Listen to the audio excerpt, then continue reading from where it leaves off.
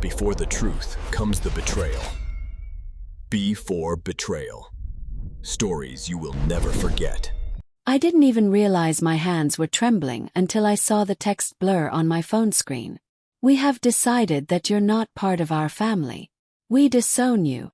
My mother's message came at 3:17 a.m., a time when the world feels suspended between nightmares and truth. I read it again, then again, as if repetition would somehow change the meaning. My throat went dry. For a long moment, I just sat on the edge of the bed, the glow from the screen casting harsh light over the tangled sheets beside me. Beside him, Daniel was asleep, or pretending to be. His broad back rose and fell in slow rhythm. His arm flung over my pillow, his wedding ring glinting faintly under the pale blue light from my phone. My stomach turned. I could almost hear my mother's voice in that message. Icy, rehearsed, cutting through whatever softness was left between us. I wanted to text her back, to scream, to ask why. But deep down I already knew. It wasn't just about me refusing to forgive him. It was about how they chose him over me. The night it all broke began 3 weeks earlier, in the kitchen of my parents' house. My father was pouring wine, my mother was smiling her tense, hostess smile, and my younger sister Clara was laughing too loudly at something Daniel said. He was helping her uncork another bottle, his hand brushing hers a little too long. I noticed it then, just a flicker, a spark I told myself was harmless. I remember forcing a smile, telling myself not to be paranoid. But paranoia has a scent, sharp and metallic. It's the scent of knowing something you don't want to admit. "Lena, you look pale," my mother said, setting her glass down. "Is everything all right with you and Daniel?" Her tone was too smooth. Daniel's jaw tensed, almost imperceptibly. "We're fine," I said, maybe a little too quickly. "Just tired from work." He nodded, giving me that performative smile he used whenever we were around my family. The one that said, "We're perfect, don't worry." I thought my mother believed me. I thought she'd seen what I saw in Daniel's eyes lately. The distance, the guilt, the way he'd been avoiding my touch. But my mother wasn't blind. She was pretending not to see. Later that night after dinner, when I walked into the living room to get my purse, I found them, Daniel and my sister, standing too close near the back door. His hand brushed a lock of her hair from her face. She didn't move away. When they saw me, they both froze. "Oh, hey," Clara stammered, too bright, too quick. "We were just talking about your birthday plans." "Right," I said. My voice cracked like dry wood. The silence that followed was suffocating. That night, Daniel drove us home in silence. I watched the dark outline of his face reflected in the car window, my chest burning with a quiet fury I couldn't name. He didn't speak, didn't explain. And when I finally asked, his answer was worse than a lie. "You always imagine the worst, Lena." 2 days later I found the truth. It wasn't dramatic. No lipstick on his collar, no incriminating photos. Just a message on his laptop, one he'd left open while showering. "I can't stop thinking about you. Last night shouldn't have happened, but it did. Please, Clara, don't ignore me." I stared at the screen, the words smearing as tears welled up. My whole body went cold. I didn't scream. I didn't throw anything. I just stood there, reading it over and over, until the sound of the shower stopped. When he walked out, towel around his waist, I turned the screen toward him. "Explain this." He froze. Water dripped from his hair onto the floor, echoing like clock ticks. "Lena, it's not what it looks like." "It's exactly what it looks like," I said. My voice was eerily calm. "You slept with my sister." He reached for me. I stepped back. "Please listen." "I listened for years," I said. "Every time you told me I was too suspicious, too sensitive, too jealous. But I wasn't wrong, was I?" He didn't answer. And the silence, that horrible, suffocating silence, was the loudest confession I'd ever heard. The days that followed blurred into numbness. My mother called. Then my father. They both said the same thing in different tones. Measured, rational, cruel. "People make mistakes, Lena. Your sister's young." Daniel's been through a lot. You should try to forgive. Forgive. The word made me nauseous. When I refused to attend the family dinner, they arranged to discuss reconciliation. My mother's voice hardened. You're being dramatic. We don't throw away family over one mistake. One mistake, I whispered. He cheated on me with your daughter. And you're calling that a mistake? He's your husband, she said simply, as if that explained everything. That was the first fracture. The second came when I learned they'd still invited Daniel to family gatherings, as if nothing had happened. My sister even posted pictures, laughing beside my mother, Daniel's arm casually resting on the back of her chair. The comments were full of hearts and family goals. I stopped eating. I stopped sleeping. Every image burned itself into my mind. The betrayal wasn't just his anymore. It was theirs. Then came tonight. Text. The final cut. Now, sitting in the dark, I watched Daniel sleep. His face peaceful, guiltless, beautiful in a way that made me sick. I could still hear my mother's words echoing in my head. We have decided. That's what hurt most, the plural. Not I disown you, but we have decided. My entire family had voted me out of my own life. My chest tightened. I got up quietly, my bare feet brushing the cold wooden floor. I went to the kitchen and poured myself a glass of water, but my hands were shaking too hard to hold it steady. The glass slipped and shattered on the floor. Daniel stirred in the bedroom. Lena! I froze, then turned slowly as he appeared in the doorway, eyes squinting in the dim light. What are you doing up? He asked softly. I stared at him. I got a message from my mother. He looked uneasy. At this hour. She said they've disowned me. He blinked. What? You heard me. I held his gaze. They disowned me because I refused to forgive you. For a long time he said nothing. Then slowly he exhaled. I didn't ask them to. Didn't you? My voice rose. You still talk to them. You go over there. You comfort her. Lena, she's your sister. She's your mistake. The words hit like a slap. His face hardened. You think I wanted this, he said, stepping closer. You think I'm proud of what happened. I was lonely, Lena. You were distant for months. Always doubting, always accusing. It just happened. I laughed, a hollow, bitter sound. It just happened. Of course. He flinched. You can't hold on to this forever. Everyone thinks you should move on. Everyone. I whispered. You mean my family. The people who watched you destroy me and decided I was the problem. Silence stretched between us. The clock ticked. Car passed outside.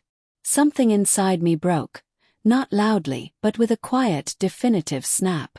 I walked to the bedroom, pulled out a suitcase, and began to pack. Lena, wait. No, I didn't look at him. You've already taken everything. You don't get to ask me to stay. He reached out, his hand brushing my arm. I pulled away like he'd burned me. I zipped the suitcase, lifted it, and walked toward the door. As I turned the handle, he said quietly, You'll regret this. I looked back at him, his face half in shadow. No, I said. You all will. And I left. I drove until the sky began to lighten, the first traces of dawn staining the horizon pink and gray. My phone buzzed again. Another message from my mother, shorter this time.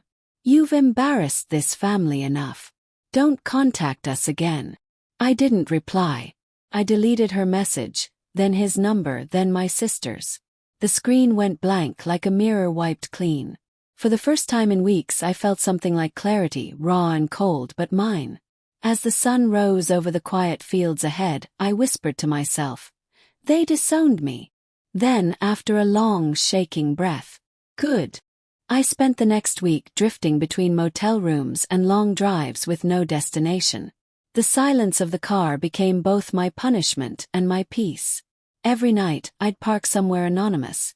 Gas stations, empty lots, near rivers, and stare at the black screen of my phone, resisting the temptation to scroll through the lives of people who had erased me. But silence is deceptive. It lets your mind dig where it shouldn't. On the seventh night, Exhaustion forced me to stop at a small motel outside of town. The air smelled of rain and old cigarettes. I lay awake, replaying every conversation from the past year, every look my mother gave me when I brought Daniel around, every instant she defended him even when he was clearly wrong.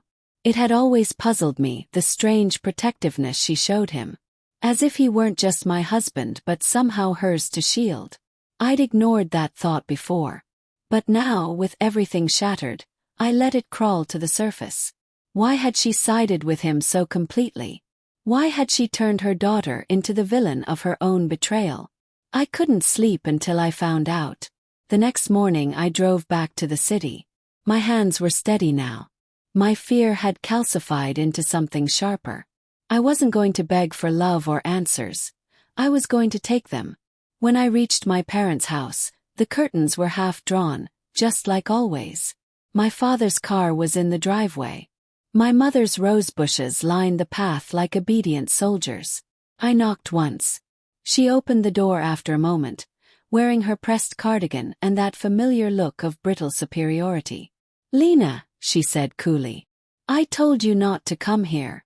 "I need to talk to you," I said. My voice surprised me, steady, almost calm. "There's nothing left to say." "There's everything left to say," I replied. "And you're going to tell me the truth." She frowned. "About what?" "About why you protected Daniel. Why you still do." Her expression faltered, only slightly, but enough for me to see it, the flicker of recognition, the buried dread. "I don't know what you're talking about," she said. "Yes, you do." I stepped closer. "You knew about the affair before I did, didn't you?" She hesitated, eyes narrowing. "Be careful with your accusations." "I saw the messages, Mom. I saw how quickly you forgave them both. You didn't even flinch. That's not normal." She looked away, her jaw tightening. Then I saw it, her hands trembling.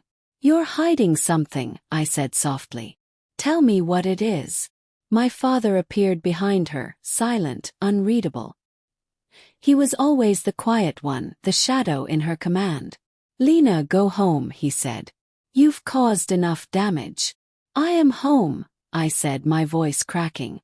"Or I was, until you threw me out for refusing to pretend." My mother turned back to me, eyes cold now. "We did what we had to do. You've always been ungrateful. Always questioning, always digging where you shouldn't. That's what you're afraid of," I said. "That I'll dig too deep." Her lips pressed into a thin line. "Why did you protect him?" Asked again. "Tell me, or I swear I'll find out myself." Her silence lasted long enough for the air to thicken between us. Finally she exhaled, a trembling, defeated sound. "Because," she said, voice barely above a whisper, "if you destroy him, you destroy me." The words hit me like a blow. I blinked, heart hammering. "What are you talking about?" She didn't answer right away. She walked to the living room, sat down on the edge of the sofa, and stared at the floor. My father stood behind her, stone-faced. "Your father and I made mistakes," she said. "Before you were born. Things we thought were buried." "What kind of mistakes?" Her eyes glistened.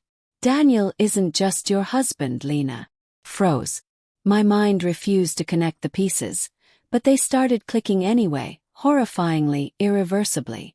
My voice came out a whisper. "What do you mean?" She looked up at me, her face pale, mouth trembling. "He's your half-brother." The world tilted. I grabbed the back of a chair to steady myself. "That's not possible," I breathed. "It is." Her voice cracked. "Before I married your father, I had an affair. I thought it ended. But Daniel was the result. His mother left town before he was born. I only found out years later." I stared at her in disbelief. My pulse thundered in my ears. "You knew," I said, barely able to form the words. "You knew when I married him." Tears welled in her eyes. "At first I wasn't sure. The dates, everything was uncertain. Then when I saw him, I knew. The resemblance. The way he spoke. The same eyes as your grandfather." My knees weakened. "And you didn't tell me." "I couldn't," she whispered. You were in love. You were happy. How could I destroy that? I laughed sharp and hollow. You let me marry him. You let me sleep beside him, build a life with him. And when I found out he cheated with your other daughter, you still protected him. Her voice broke into sobs. I was trying to protect you from a bigger pain. From knowing the truth. No, I said, trembling. You were protecting yourself. Because if the truth came out, you'd lose control of the perfect family you built. My father looked away. Enough, Lena. Enough, I said, turning to him. Do you even care that your wife hid an affair? That your daughter married her own half-brother? His silence was answer enough. He'd known too. A nauseating wave of betrayal washed over me. Every memory, the wedding toast, my mother's forced smile, her constant interference, it all made sense now. She wasn't being controlling.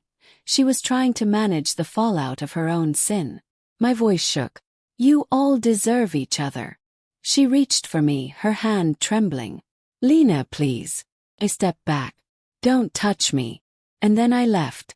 The rain had started again by the time I reached my car. I sat there, gripping the steering wheel, my breath coming in ragged bursts. I could still hear her words echoing in my head, circling like vultures. He's your half-brother. The betrayal I'd been drowning in was only the surface. Beneath it lay something darker, something rotten that had shaped my entire life without my knowing. I drove to the cliffs outside town, the place Daniel once took me for our anniversary. The sea below was violent, waves crashing like fists against the rocks. The wind howled through the open car window, wild and cold. I wanted to scream, but no sound came out. Instead, I whispered, "Who am I now?" The question hung in the air, unanswered. After a long time, I turned on the ignition again. I didn't know where I was going, only that I had to leave the wreckage behind before it swallowed me. As I drove, I saw the first traces of morning again, faint gold brushing the edges of the clouds. For the first time, I didn't feel small. Felt free. Not healed. Not whole. But free from their lies, from their expectations, from the bloodline that had twisted love into something poisonous. They had disowned me. But maybe, in some brutal, poetic way, I had disowned them first. 2 months later, I moved to another city. Changed my number. Got a small apartment near the ocean. Sometimes I still wake up reaching for the phone, expecting another message from my mother. But there's only silence. And sometimes when I stand by the shore, I imagine the waves carrying their voices away. Daniel's apologies, my mother's tears, my sister's laughter, all dissolving into the salt and foam. What's left is only me. And the strange, fragile peace of finally knowing the truth, no matter how much it hurts. Because the truth, even when it destroys you, sets you free in ways lies never can.